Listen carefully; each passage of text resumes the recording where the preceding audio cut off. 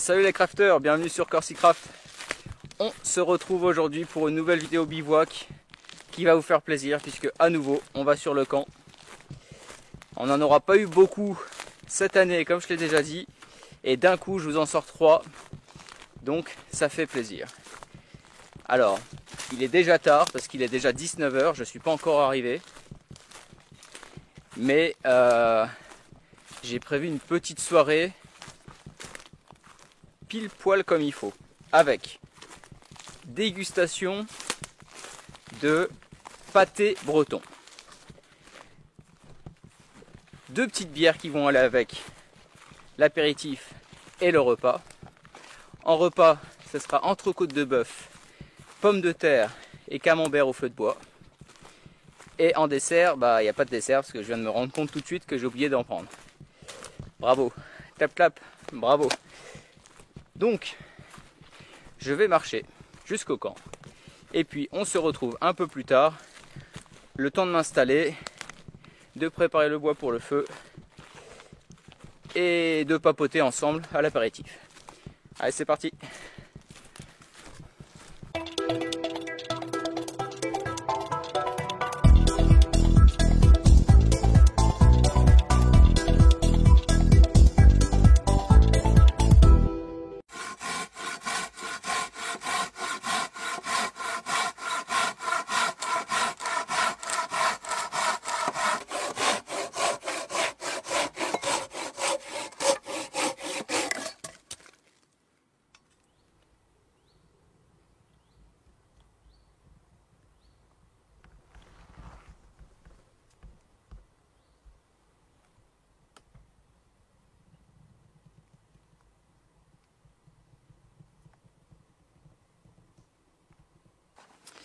Bon voilà, hein, vous le voyez, je suis arrivé sur le camp. J'ai pas encore allumé le foyer est juste devant moi. Bien sûr, vous en doutez, j'ai pas de chaise hamac. Du moins j'aurais pu la refaire, mais j'ai pas souhaité la refaire pour le moment. On verra plus tard. Et je me suis installé parce que le repas n'est pas encore à préparer. En revanche, la fameuse bière traditionnelle, comme je vous ai dit tout à l'heure pendant l'intro, il y en aura 2 aujourd'hui. Et c'est vrai que je fais un peu le tour des régions. Et les dernières fois, on avait goûté une bière bretonne qu'on m'avait offert, qu'une abonnée m'avait remis en main propre, m'avait offert, et c'était super sympa. J'avais goûté un vin d'Afrique du Sud, rien à voir. Et cette fois-ci, on est parti pour une bière des Basques, du Pays Basque. Donc là, cette fois-ci, on descend un peu plus dans le sud. Elle s'appelle Eguzki. Alors, c'est pas une bière blanche, cette fois-ci c'est une blonde, j'ai un peu changé. Et avec cette bière que je vais goûter avec vous, on m'a conseillé de goûter le pâté Enaf, qui est du pâté breton, que je ne connais pas du tout. Je ne sais pas du tout ce qu'il y a dedans, ça va être une surprise totale, est-ce que je vais aimer ou pas.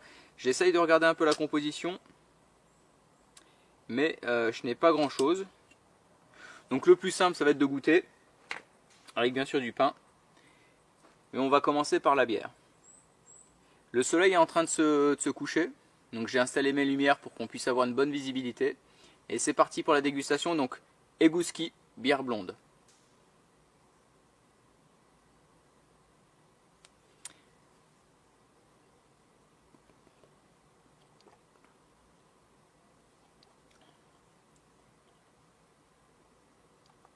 Ouais, c'est plutôt fruité, c'est assez rond même comme bière. Hein. Alors c'est une blonde, très clairement, voilà, on sent que c'est quand même plus fort que les bières blanches que je bois habituellement, mais c'est pas mauvais. Amis basques, santé à vous. Je ne suis jamais allé au Pays Basque, j'adorerais pouvoir y aller une fois. Mais en tout cas, vos bières sont bonnes. Hein. Ensuite, après la bière, il faut un petit morceau de pâté. Pour le pâté, bien sûr, un peu de pain. Et c'est parti. J'ai l'impression d'être sur la chaîne de P1, pardon, avec ses rations, avec ses dégustations là, où il en met de tous les côtés. Mais on est d'accord, ça n'a rien à voir. Hein. Ça serait prétentieux d'ailleurs de penser que je fais comme lui. Un beau morceau. Dans le pâté. Donc ça vient de Bretagne ça. Hein. Pays Basque, Bretagne.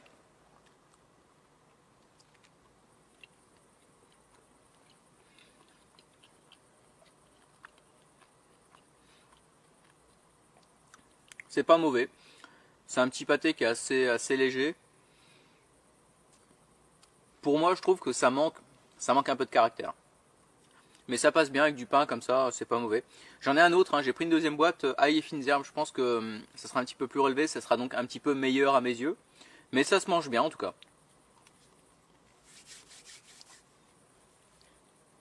Bon, vous avez vu, hein, je suis encore en t-shirt, le soleil est en train de se coucher, mais on a eu du beau temps. Et il fait bon. Hein. Donc c'est pour ça que j'ai pas encore allumé le feu. Je suis pas pressé. Et j'aime bien rester discret aussi, c'est important. Vous savez, là c'est un camp qui reste en place. J'ai l'autorisation du propriétaire, je vous le rappelle. Et donc, il y a du monde qui connaît le camp maintenant ici. D'ailleurs, je salue le paysan, j'ai plus ton prénom, mais je salue le paysan qui passe de temps en temps et avec qui je discute. Je te fais un grand beau jour, une petite dédicace parce que bah, t'es vraiment super sympa. C'est un paysan, c'est un gars, franchement. Vous avez vu hein, les vaches comme elles sont très dociles, très bien dressées. Et c'est quelqu'un qui a un contact, voilà, vous le connaissez pas, vous l'avez jamais vu, mais je voulais simplement le saluer parce que c'est quelqu'un de très sympathique. Et donc voilà, santé à toi. Hein. Si tu repasses par ici quand j'y suis, ça me fera plaisir de pouvoir discuter avec toi. Donc, comme je disais, il fait bon, c'est agréable d'être ici. Et j'aime rester discret le plus longtemps possible. Donc tant qu'il fait pas un peu plus nuit, je n'allume pas mon feu. Sachant que je suis pas pressé pour manger, ça peut attendre, c'est pas un souci. Bon, moi je vais boire tranquillement. Prendre mon apéritif, mon petit pâté. Et puis je pense que on se retrouvera une fois que le feu sera allumé pour vous montrer ce que je vais préparer à manger. En attendant, santé. À tout à l'heure les amis.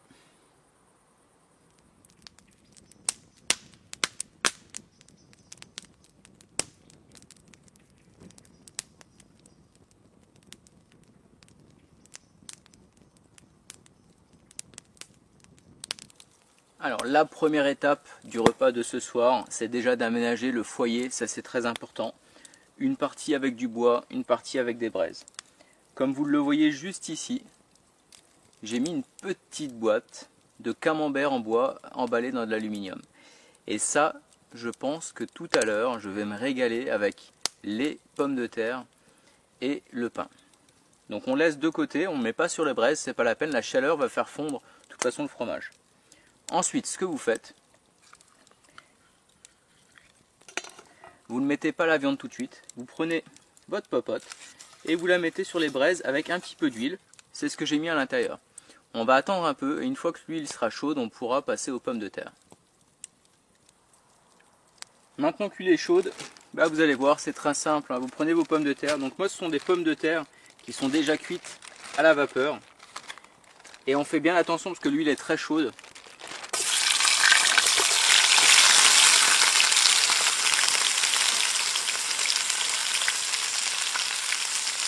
Donc comme d'habitude, hein, vous avez vu, moi je prends un morceau de bois pour remuer, hein, je n'ai pas besoin de cuillère en bois ou des choses comme ça.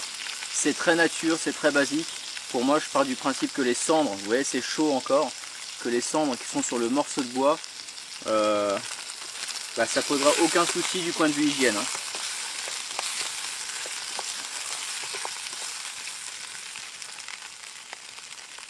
Et surtout ce qu'on va faire, on va pas laisser comme ça. On va les poser délicatement juste au coin comme ça. Juste au coin du feu de la même manière pour qu'elles se réchauffent avec l'huile. C'est pas de l'huile d'olive, c'est de l'huile de graines de sésame grillées et ça va apporter un petit goût supplémentaire aux pommes de terre. On va laisser comme ça réchauffer et après on passera à la viande. Et la dernière étape, vous avez vu, je viens de décaler un tout petit peu la boîte de camembert du feu. Ce que vous allez faire, c'est le moment le plus appréciable. Je prends un peu le temps pour éviter de faire une bêtise. vous allez tout simplement, regardez-moi cette pièce de viande. Vous allez me poser ça directement sur les braises. Juste avant, je me suis fabriqué un petit morceau de bois pointu pour pouvoir la piquer et la prendre. Alors pas la piquer partout, bien sûr, parce qu'une viande, une pièce de viande, surtout du bœuf, ça ne se pique pas. Pensez bien toujours à avoir de la viande qui soit sortie suffisamment tôt avant de la cuire. Donc là, bien sûr, c'est le cas parce que j'ai pas de réfrigérateur sur mon camp, on est d'accord. Mais voilà, il faut qu'une viande ait le temps de se reposer pour éviter ensuite qu'elle se contracte au moment où on va la mettre sur les braises et donc qu'elle rejette tout son sang. Une fois que vous avez fait ça, que vous avez compris ça, vous mettez la viande dessus. Il n'y aura même pas besoin d'assaisonnement. Avec une viande qui est légèrement persillée comme celle-ci, normalement vous devriez avoir du goût sans trop de difficultés. Qui plus est qu'il y a le fromage, les pommes de terre, ça devrait être exceptionnel. On va laisser cuire, je retourne la viande dans quelques instants, puis on se retrouvera nous pour le repas.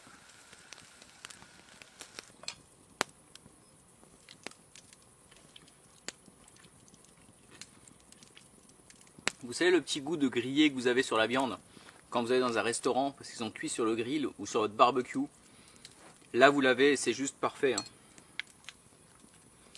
La viande est saignante comme je l'aime. Je vais me régaler. Alors,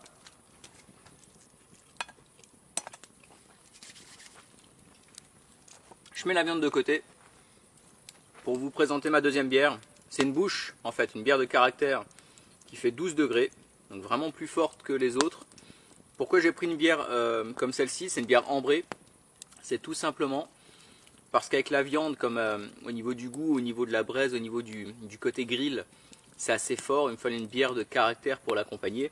Et surtout parce qu'ici, j'ai un camembert à côté de moi que j'ai mis sur les pommes de terre et qui là aussi est très fort. Donc si c'était pour avoir une bière blanche, ça aurait été complètement neutre et insipide par rapport au repas. Ce qui est important, c'est de penser le repas dans la globalité. Mais je vais quand même la goûter. Bière ambrée, pardon, je vais y arriver, c'est pas dans mes habitudes. Donc on va voir ce que ça donne.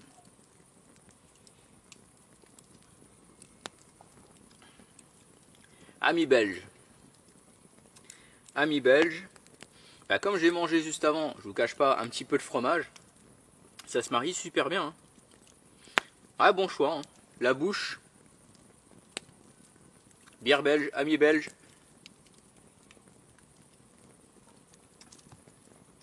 À votre santé. Moi,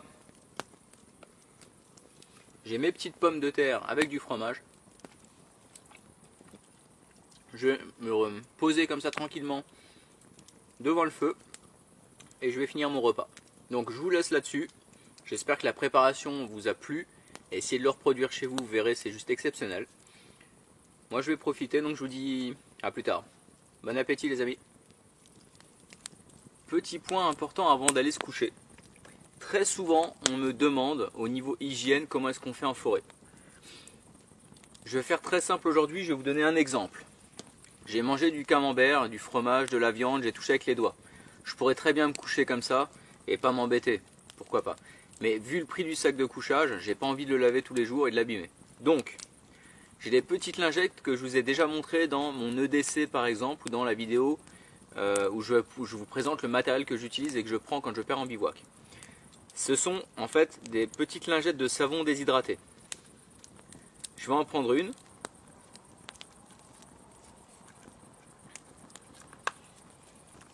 Je vais tout simplement la poser dans ma main, c'est extrêmement fin, vous ne voyez pas sur la vidéo, mais c'est extrêmement fin. Je vais la poser sur ma main, prendre un tout petit peu d'eau et mettre l'eau dans ma main et frotter. Et là, la lingette se réhydrate et voilà. Je peux me laver les mains de cette manière-là et me coucher avec les mains propres. Je peux faire pareil bien sûr avec le visage. Ça ne pose absolument aucun souci. Ça c'est agréable quand vous vous couchez avec les mains propres. Donc je me lave les mains et il ne restera plus qu'à me coucher.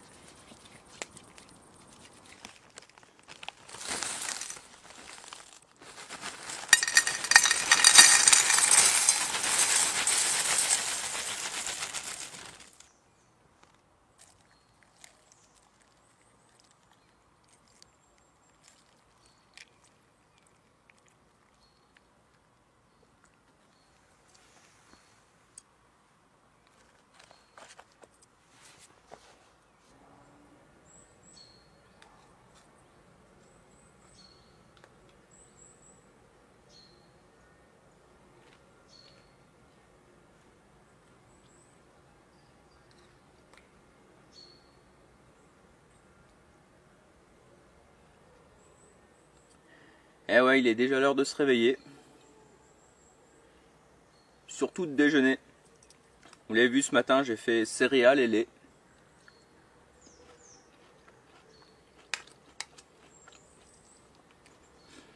J'aime bien de temps en temps les céréales. Le seul problème, bien sûr, c'est de pouvoir prendre du lait. En été, c'est pas possible. Il fait trop chaud. Mais là, cette saison, c'est parfait. J'ai pas, on va dire, j'ai pas très bien dormi. Je me suis réveillé au moins 4-5 fois. Je me suis endormi tard, mais réveillé 4-5 fois. Parce que j'ai entendu beaucoup de bruit autour de moi.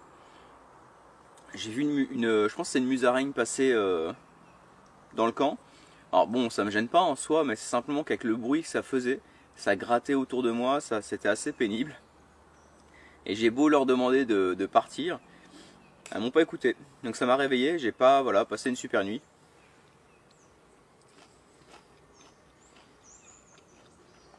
Mais j'ai pas eu froid. J'ai pas mal au dos, ça va quoi. Ça arrive. Bon, moi, je vais prendre mon petit déj. Et puis je vais commencer à ranger mon camp, hein, parce qu'il sera déjà l'heure de partir. Ça passe toujours vite quand même. Une soirée comme ça au coin du feu, ça passe toujours trop vite. À plus tard.